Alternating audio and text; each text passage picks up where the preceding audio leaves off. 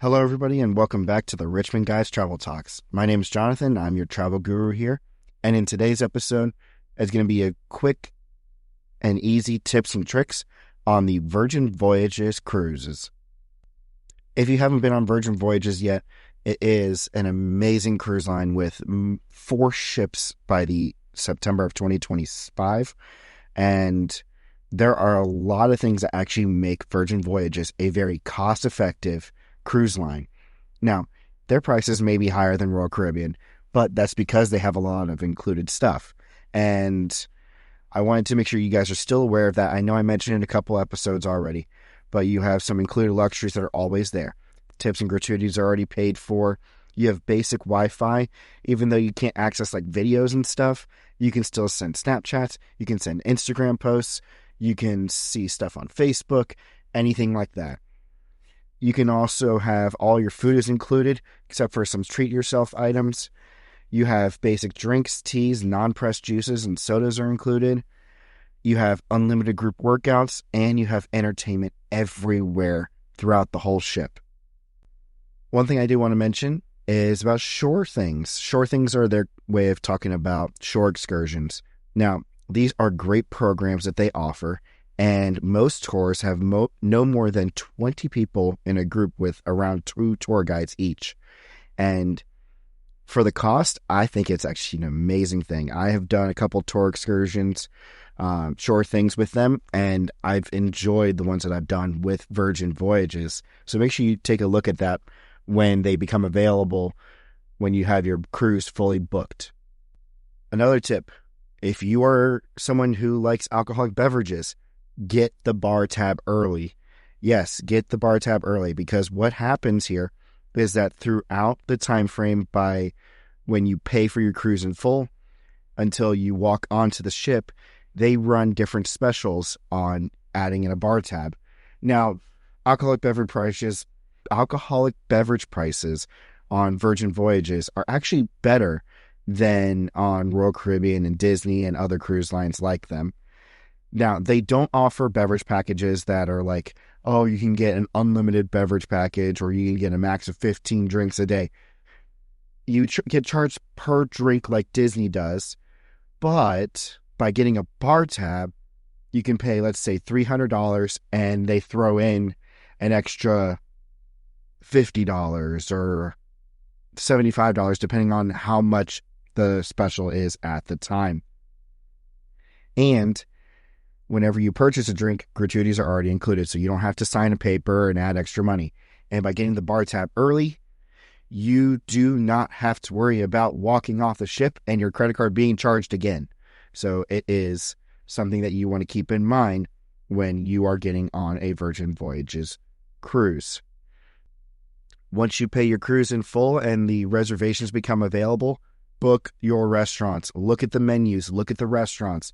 I'm going to give you guys a ranking of my favorite restaurants out of the restaurants that are sit-down ones on another episode. But make sure you book them, because if you don't, then you're going to have to go onto the walk-up list. And sometimes that can be anywhere from 10, 15, 30 minutes, an hour waiting. And by that time, you're waiting until like 8-something at night. Now, remember, on Virgin Voyages, they do not have a main dining room. They are different restaurants, so you have to book for each restaurant. And depending on the cruise, you can either have only 1 booking per voyage of each restaurant, or you can have up to 3 bookings per voyage, depending on the cruise length. Next tip, cabins, your stateroom. This is something that I've finally experienced personally. I've been on more than one Virgin Voyage, and now I know where I want to have my cabin. This is actually a huge thing by having a travel agent and looking at the deck plans before you get on a cruise ship. Totally make the difference for your voyage.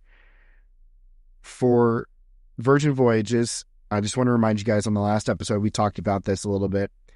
They number the rooms differently. So from stern to bow is how they arrange it. So from stern is the low numbers to the bow is the high numbers. And then you have A's are on the port side to the left.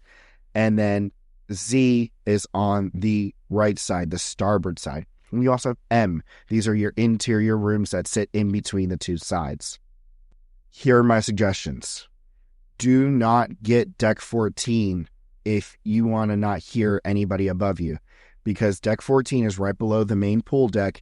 It's also below the galley and also the workout areas. So if you don't want to hear any of that, do not get deck 14. My suggestions. I suggest getting deck 10, 11, and 12. This gives you easy access going up the stairs to deck 15 or going down to deck 7, and you can easily have access there. Another deck that I would not recommend is being near deck 8 in the mid of the ship, because there's the manor, and in the manor they have late night music, and sometimes that music is loud and it vibrates the whole section of the ship.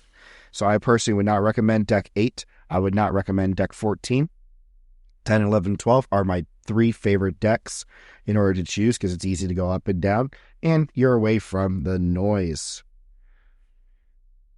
Next tip I want to talk about, showtimes. Now, keep an eye on the experiences that they post, because they do post everything that is going on early on the app. So if you haven't downloaded the Virgin Voyages app, make sure you download it. It's going to be easy access to everything for your voyage. Look at those showtimes. If there's something like it's a ship show, which is a variety act and dinner show, book it if you want to go and see it, because you can do that as one of your dining options, and they fill up fast. If you don't get it booked, then you may have to be one of the standbys, and not everybody gets in at the standby for this. The ship show happens in the manor, so the manor is a very flexible space. Sometimes they have the variety act show, sometimes it's a nightclub, just depends on the time of day.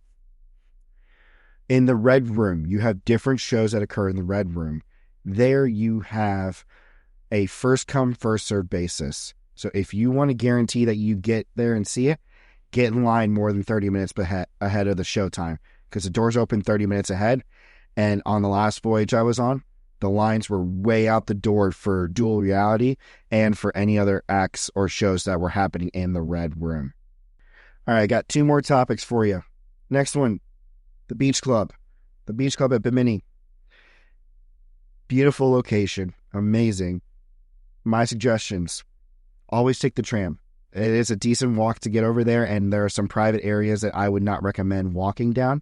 So take the tram from the pier all the way down to the beach club itself.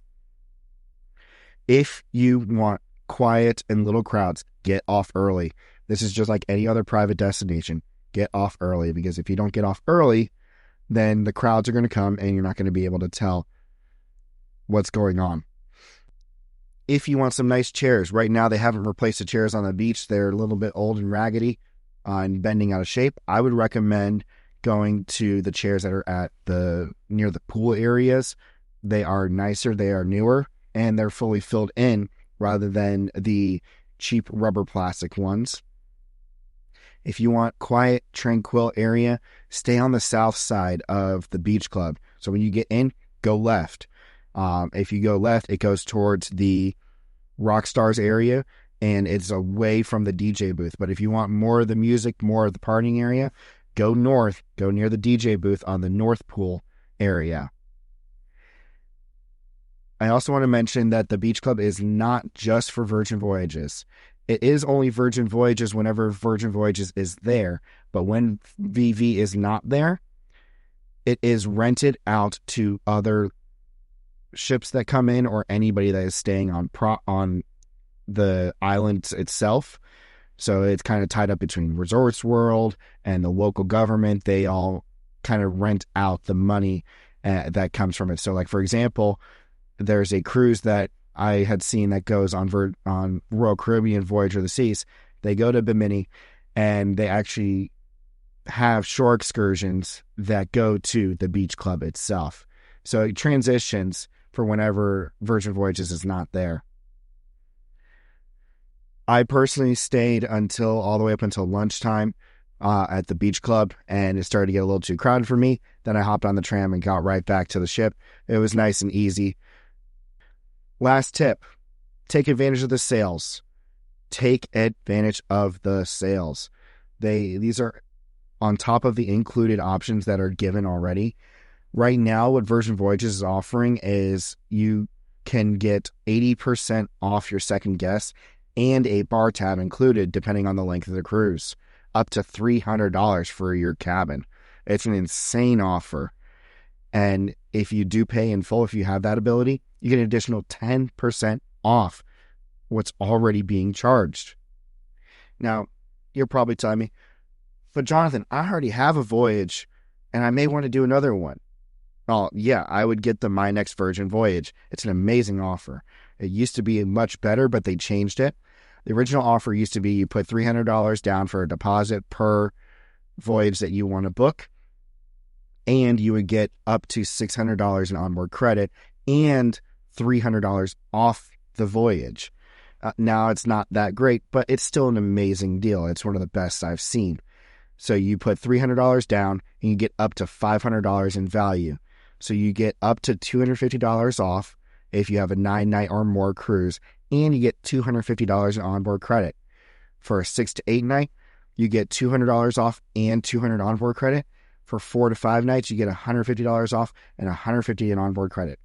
Now, the benefit to this program is that the value doesn't change if you don't get it in time. So like on the old version, you had to book within 60 days to get $600 in onboard credit. Now, this is consistent the whole time. So you have 12 months, 24 months, however long it is, in order to make a booking with that My Next Virgin Voyage. That's pretty much all the tips I have for you guys today. If I come up with any more, I'll come up with a whole nother episode for you guys to hear about for Virgin Voyages. We're going to have one more episode talking about Virgin Voyages before we shift over to Royal Caribbean. And if you haven't done so yet, make sure you're following us on YouTube, on Facebook, on Instagram, on X, on TikTok. Make sure you subscribe if you haven't done so yet. Hit the likes, anything, all those things that everybody talks about. But other than that, I hope you guys have a great day, and I will see you guys in the next adventure. Bye-bye, everybody.